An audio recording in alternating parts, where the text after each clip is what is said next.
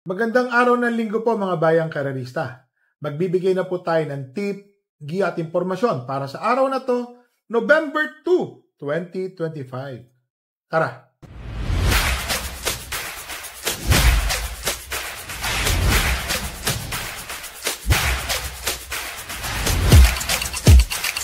So mga bayang karerista, ngayon pong araw ng linggo. Pakita ko lang po muna ang ating kopya.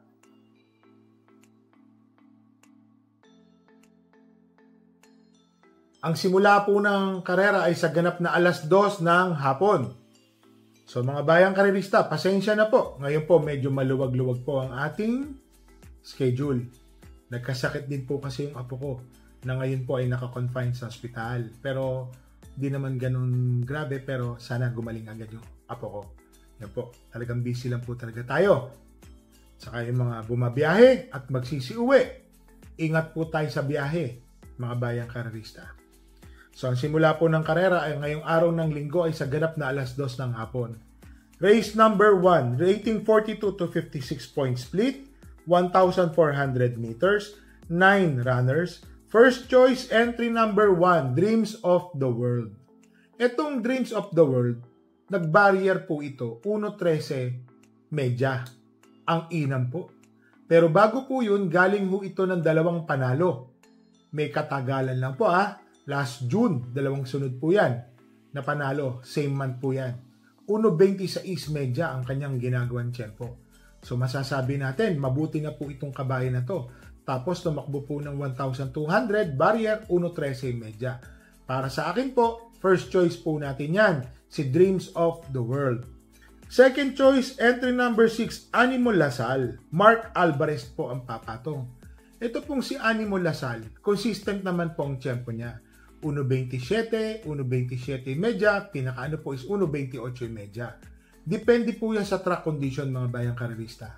Minsan po kasi is matigas ang pista, malalim, fast track, bad track, yun po Pero para sa akin po, Animo Lasal, consistent po na 1:27, 1:27 medya, may panalo po ito. Third choice, entry number 9, Tugatog. Itong si Tugatog, galing din po sa panalo. 1:27 din po ang kanyang tinapos.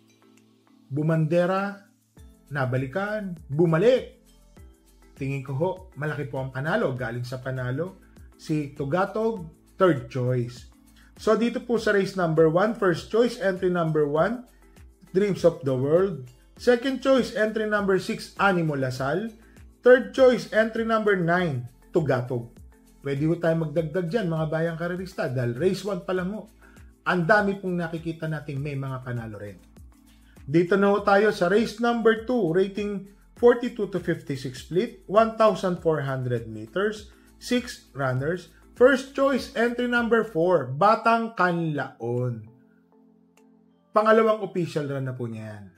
So, yung unang takbo niyan, maganda. Sumunod, medyo may kalakasan din po ang laban. Nag-1:26 ata o 1:25 medyang kanyang tinapos na tempo. Magaling po ang tumalo sa kanila Pero bumaba po ang laban ngayon. Napunta na po siya sa ratings ng 42 to 56. Or nakatagpo po pala ng laban. Para sa akin po, tingin ko ho, malaki po ang panalo ni Batang Kanlaon. Bumaba nga pala siya sa laban. Para sa akin. So sa tingin ko po, Batang Kanlaon, first choice Kasi yung huling takbo po niyan, tinitignan po natin. May kalakasan din ang laban nun, pero 1:25 imedya hanggang 1:26 po ang kanyang chinempo. Tingin ko malaki po ang panalo. Second choice, entry number 6, Dakota Elegance. Imported na kabayo po ito. Consistent po ito na 1:25 imedya. Ngayon po si Jeff Tagulaw Sarati po ang sasakay. Tingin ko ho, malaki rin po ang panalo ni Dakota Elegance. Aumentado po din sa hinete. So dito po sa race number 2, first choice, entry number 4, Batang Kanlaon. Second choice, entry number 6, Dakota Elegance. Dito na tayo sa race number 3, rating 17 to 41 split, 10 runners, 1,400 meters. First choice, entry number 10, Electrify, Jericho Garcia Serrano ang sasakay. Ito ho, hindi yata siya lumakpas, kundi ako magkamali, segundo. Dikit na dikit po siya. So, yun lang ang lakas po niyan sa labas. Kala mo, hindi dadating eh. Bigla nung tinatawag ko, pasensya na, minemuestra ko kasi pinapanood ko ulit yung mga laban nila. Ang lakas po niya, parang pinupukol. Parang kung tawagin like a house on fire. Ang lakas, yun lang talagang, sabihin natin, too late the hero. Sayang po, kapiraso lang nagkatalo. Dihado ho yan nun. Ngayon po, maganda po ang numero nasa labas. Tingin ko, Electrify, first choice, malaki po ang panalo. Second choice, entry number 2, couple entering Hot Legs and 2A Professor Jones. Isang de bandera at isang de remate. Itong si Professor Jones, matulin po yan. Nung nakarang takbo po nito, nandoon po niya sa bandang unahan. Nakalaban po niyan yung kabayo ko, si Bonnie Avenue. Tingin ko ho, kinulang lang po si Professor Jones. Tingin ko ho ngayon, malaki na po ang panalo ni Professor Jones. Tapos yung 2 niya na si Hot Legs, mga bayang karerista, segundo po ata ito nung huling takbo. 1.29, 1.28 medya, parang ganun po ang kanyang tinapos. Tingin ko ho, malaki po ang panalo ni Hot Legs, couple entry niya. Third choice, entry number 8, Metal Strength, John Alvin Guse. Kung makikita niyo po sa mga records ni Metal Strength, meron po ito sa 1-2 na 1.13, sa 1,400, 1.27 hanggang 1.28 yung medya. Tingin ko ho, malaki po ang panalo, pansama, alam niyo na. Mga swerteng kwadra po, dahil nagpapanalo halos linggo-linggo. Kung ilang kabayo, kay Boss Senior Patrick Uy, tingin ko magandang bihado po ito, Metal Strength. So, dito po sa race number 3, first choice, entry number 10, Electrify. Second choice, couple entering 2 and 2A, Hot Legs and 2A, Professor Jones. Third choice, entry number 8, Metal Strength. So, dito na po tayo sa race number 4. Rating 57 to 70. Ang taas. 6 runners, 1,400 meters. First choice, entry number 4, Legitify, O'Neil P. Cortez. Itong magandang labanan to, mga bayang karerista, pare-parehas po ang kanilang tempo. 1.23 hanggang 1.24. Tingin ko ang mananalo ho dito, baka mag-tempo po ng 1.22 medya hanggang 1.23. Para sa akin po, Legitify, first choice, matuling. Second choice, entry number 1, Romantic Story. Kung di po ako magkamali, tinalo na po niya itong couple entering sa Lecius at saka si Church the Castle. Ito pong si Romantic Story, galing sa panalo at parang segundo po siya nung huling takbo eh. Para sa akin po, malaki po ang panalo ni Romantic Story, mga bayang karelista. Naglagay po ako ng third choice, Mark Alvarez ang sasakay, entry number 5, Bride 3. Kung sakaling magkakaroon po ng dutdutan sa unahan. O, sabihin natin killer pace.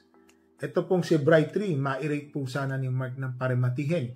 Tingin ko ho, malaki po ang panalo ni Bright 3. So, dito po sa race number 4, first choice, entry number 4, Legitify. Second choice, entry number 1, Romantic Story. Third choice, entry number 5, Bride 3. Dito na tayo sa race number 5, rating 42 to 56 split, 1,400 meters, 6 runners. First choice, entry number 2, Brent Pride. Ayan o, si Brent Pride. Segundo, akala ko, dihado hong mananalo to. Ang tinapos po nila, kasi kalahating katawan, bumabalik po si Brent Pride noon.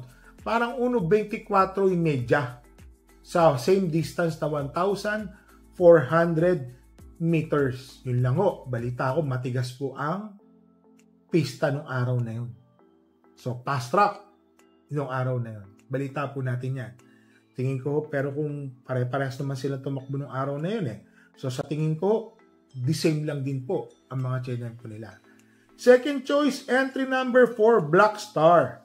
Baka ito po ang makinabang pag nagkaroon po ng killer pace sa unahan.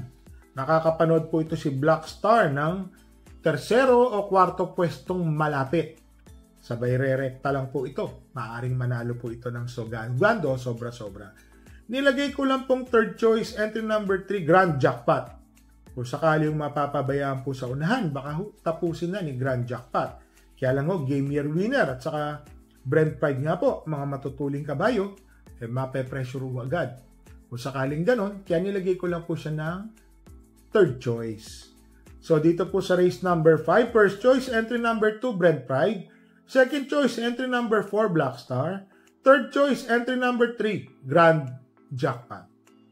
Dito na tayo sa race number 6, 1,400 meters. Rating 17 to 41 split, 6 runners. First choice, entry number 5, Don Damiano. Tempo-wise lamang po si Don Damiano. 1.28, 27.5, pinakamasama 1.28.5. So, lamang pa rin po siya. Para sa akin po, Don Damiano, matuling kabayo. First choice ko po yan. Yun lang o. May matuling pa. Entry number 3, ginawa ko po siyang entry number 1, Surplus Boy, second choice. Baka siya po ang makinabang habang nagkakaroon po ng habulan sa unahan o lutsahan, sabihin na po natin. Between yung pong matuling si Top of the Mark, Don Damiano, yun po Surplus Boy, baka siya po ang dumating, makinabang. Second choice. Nilagay ko lang pong third choice, entry number 3, Top of the Mark. Kung sakaling mapagbigyan sa unahan si Top of the Mark, baka di na po sila lumakpas dito. Manalo po ito na, kasi consistent din naman po ito na 1.29.5 ang kanyang tinatapos, 1.29, 29.5, breaks of the game po ang tinatawag ko dyan. Pag mas mabilis po ang ere ng isa, baka tapusin na po yan. So sa tingin ko po, si Top of the Mark po, may tsamba naman po yan. So dito po sa race number 6, first choice, entry number 5, Don Damiano. Second choice, entry number 1, Surplus Boy. Third choice, entry number 3, Top of the Mark. So dito na tayo sa race number 7, 1,400 meters, rating 17 to 41 split points, 12 runners. First choice, entry number 9, Beyond Compare. Medyo hindi lang po maganda yung pinakita nito nung last time na takbo. Parang hindi po naging maganda yung kanyang lundag at marami pong matulin. Kayo po, maganda po ang kanyang numero. Tingin ko po, malaki po ang panalo. Second choice, couple entering 3 and 3A. Yana Special and 3A Nards 23. Ito pong si Nards 23, may 1.27, 28 sa kanyang tinatapos. Same distance. Tingin ko kung magagawa po niya yan, malaki po ang panalo. Yana Special po, balita po natin, mabuti rin pong kabayan. Third choice, entry number 12, Ano 96, Boji Henson. Ito pong si Ano 96, mga bayang karalista, Tersero na ho nung uling takbo. Tingin ko mag-i-improve na yan. Pabuti na po yung kabayo na yan. Tingin ko malaki po ang panalo ngayon. So mga bayang karalista, dito po sa race number 7, first choice, entry number 9, Beyond Compare.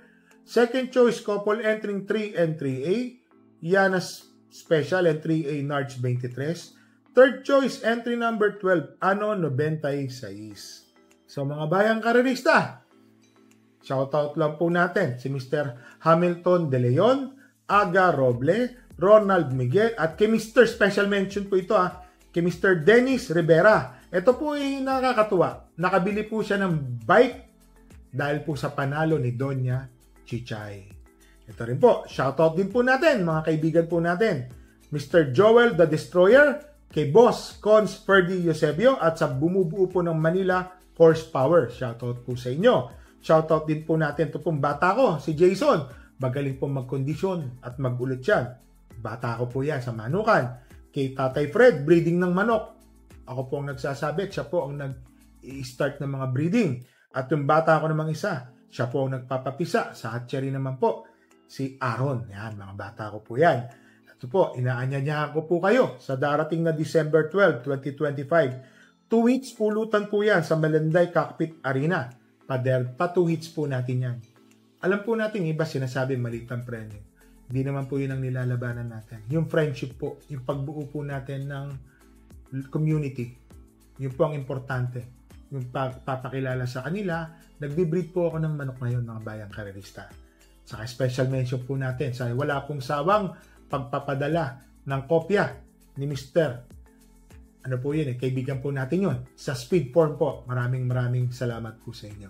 So mga bayang karalista, parati po namin kayong nire-remind. Bet small, win big. Sana po kay Doña Chichay, nagsitama po kayo. Talagang nagiging busy lang po tayo. So starting ngayon pong month na to, magbibideo na po tayo. Bet small, win big, bet big, lose big. Magdala po tayo ng payong at tubig na mainom. Uso po ang trangkaso ngayon, mga bayang karerista. Malamig ang panahon, pneumonia po, mahirap po magkasakit. So ingat-ingat po tayo mga bayang karerista. Stay safe po and happy racing to you.